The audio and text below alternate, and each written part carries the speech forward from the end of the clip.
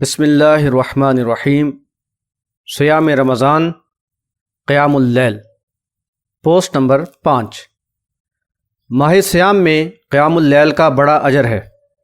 نبی صلی اللہ علیہ وسلم نے فرمایا، من قام رمضان ایمانا و احتسابا غفر له ما تقدم من ذنبہ۔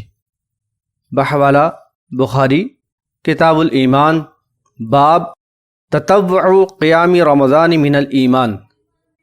جو کھڑا ہوا رمضان میں ایمان اور ثواب کی نیت سے، اس کے پچھلے گناہ معاف کر دیے جاتے ہیں۔ قیام اللیل کے معنی رات کو کھڑا ہونا ہے۔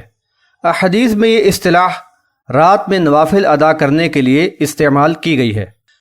رات کی صلاح کی ادائیگی نہایت افضل عبادت ہے، اور احادیث سے معلوم ہوتا ہے کہ اس وقت فرشتے بھی حاضر ہوتے ہیں، اور رات کے آخر میں اللہ تعالیٰ آسمان دنیا پر تشریف لاتا ہے اور فرماتا ہے کہ ہے کوئی مجھ سے سوال کرنے والا کہ میں اسے عطا کروں، کوئی مجھ سے دعا کرنے والا ہے کہ میں اس کی دعا قبول کروں، ہے کوئی مجھ سے مغفرت چاہے اور میں اس کو بخش دوں۔ قرآن مجید میں سورۃ الفرقان آیت نمبر 64 اور 65 میں فرمایا گیا، اعوذ باللہ من الشیطان الرجیم والذین یبیتون لربہم سجدا وقیاما والذین یقولون ربنا اصرف عنا عذاب جہنم ان عذابها کان غراما۔ ان کی راتیں اپنے رب کے سامنے قیام و سجود میں گزرتی ہیں، اور وہ دعا کرتے ہیں کہ اے ہمارے رب، ہمیں عذاب جہنم سے بچا، بلا شبہ اس کا عذاب بڑا تکلیف دہ ہے۔ ابو داؤد باب تفریع ابواب الوتر، باب الحث علی قیام اللیل کے اندر نبی صلی اللہ علیہ وسلم نے فرمایا، اللہ رحم فرمائے اس آدمی پر جو رات کو اٹھے اور صلاح ادا کرے اور اپنی عورت کو بھی اٹھائے، اگر وہ نہ اٹھے تو اس کے منہ پر پانی کے چھینٹے مارے۔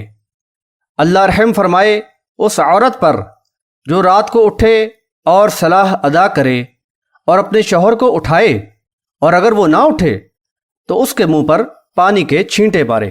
یہی عبادت جب ماہ سیام میں ہو تو اس کا اجر اور بھی بڑھ جاتا ہے، جیسا کہ حدیث میں بیان کیا گیا، جو مسلم اس ماہ میں قیام اللیل کے لیے ایمان اور ثواب کی نیت سے کھڑا ہوا تو اس کے سابقہ گناہ معاف کر دیے جاتے ہیں۔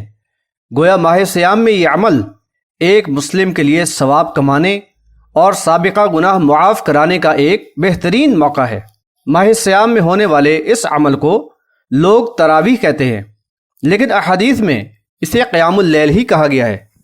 زید بن ثابت رضی اللہ تعالی عنہ فرماتے ہیں، ان رسول اللہ صلی اللہ علیہ وسلم اتخذ حجرہ قال حسبت انہ قال من حصیر فی رمضان فصلى فيها لياليا فصلى بصلاته ناس من اصحابه فلما علم بهم جعل يقعد فخرج اليهم فقال قد عرفت الذي رأيت من صنيعكم فصلوا أيها الناس في بيوتكم فإن أفضل الصلاة صلاة المرء في بيته إلا المكتوبة۔ حوالہ بخاری کتاب الآذان، باب صلاة اللیل۔ رسول اللہ صلی اللہ علیہ وسلم نے رمضان میں ایک حجرہ بنایا تھا۔ سعید کہتے ہیں، مجھے خیال آتا ہے کہ زید بن ثابت رضی اللہ تعالی عنہ نے یہ کہا تھا کہ وہ چٹائی کا تھا، اور اس میں چند شب آپ نے صلاح ادا کی۔ اس کا علم آپ کے اصحاب کو ہو گیا، اس لیے انہوں نے آپ کی اقتداء میں صلاح ادا کی، مگر جب آپ کو ان کا علم ہوا تو بیٹھ رہے، پھر صبح کو ان کے پاس تشریف لائے اور فرمایا کہ میں نے تمہارا فعل دیکھا، اسے سمجھ لیا، یعنی تم کو عبادت کا شوق ہے، تو اے لوگو اپنے گھروں میں صلاح ادا کیا کرو، کیونکہ آدمی کی صلاح میں سب سے افضل وہ صلاح ہے جو وہ گھر میں ادا کرے سوائے فرض صلاح۔ ایک دوسری روایت میں جو عائشہ رضی اللہ تعالی عنہا سے مروی ہے، وہ کہتی ہیں، أن رسول الله صلى الله عليه وسلم صلى ذات ليلة في المسجد فصلى بصلاته الناس ثم صلى من القابلة فكثر الناس ثم اجتمعوا من الليلة الثالثة أو الرابعة فلم يخرج إليهم رسول الله صلى الله عليه وسلم فلما أصبح قال قد رأيت الذي صنعتم ولم يمنعني من الخروج إليكم إلا أني خشيت أن تفرض عليكم وذلك في رمضان۔ حوالہ بخاری کتاب التہجد، باب تحریض النبی صلی اللہ علیہ وسلم علی صلاۃ اللیل والنوافل من غیر ایجاب۔ عائشہ رضی اللہ تعالی عنہا کہتی ہیں کہ رسول اللہ صلی اللہ علیہ وسلم نے ایک رات مسجد میں صلاح ادا کی تو آپ کے ساتھ لوگوں نے بھی پڑھی، پھر دوسری رات میں آپ نے صلاح ادا کی تو لوگوں کی تعداد زیادہ ہو گئی، پھر تیسری یا چوتھی رات کو لوگ جمع ہوئے تو رسول اللہ صلی اللہ علیہ وسلم ان کے پاس نہیں آئے۔ جب صبح ہوئی تو آپ نے فرمایا کہ میں نے اس چیز کو دیکھا جو تم نے کیا اور مجھے باہر آنے سے کسی چیز نے نہیں روکا بجز اس خوف کے کہ کبھی تم پر فرض نہ ہو جائے۔ واضح ہوا کہ قیام اللیل فی رمضان کچھ دن نبی صلی اللہ علیہ وسلم کی امامت میں بھی ادا کی گئی ہے، لیکن نبی صلی اللہ علیہ وسلم نے اسے اس لیے جاری نہیں رکھا کہ کہیں امت پر یہ فرض نہ ہو جائے۔ نبی صلی اللہ علیہ وسلم کی وفات کے بعد یہ عمل جاری رہا۔ عمر رضی اللہ تعالی عنہ کے دور میں ایک ہی مسجد میں کئی جماعتیں متفرق اماموں کے پیچھے ہونے لگیں۔ بخاری کتاب التراویح باب فضلی من قام رمضان کے اندر یہ حدیث آئی ہے، عن عبد الرحمن ابن عبد القاری انہ قال خرجت مع عمر بن الخطاب رضی اللہ عنہ لیلة فی رمضان الى المسجد فإذا الناس اوزاع متفرقون يصلي الرجل لنفسه ويصلي الرجل فيصلي بصلاته الرهط فقال عمر إني أرى لو جمعت هؤلاء على قارئ واحد لكان أمثل ثم عزم فجمعهم على أبي بن قاب ثم خرجت معه ليلة أخرى والناس يصلون بصلاة قارئهم قال عمر نعم البدعة هذه والتي ينامون عنها أفضل من التي يقومون يريد آخر الليل وكان الناس يقومون أوله۔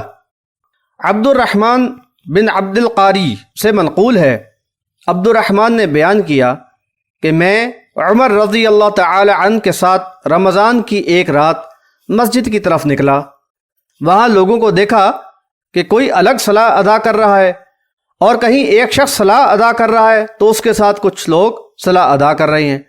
عمر رضی اللہ تعالی عنہ نے فرمایا کہ میرا خیال ہے کہ ان سب کو ایک قاری پر متفق کروں تو زیادہ بہتر ہوگا۔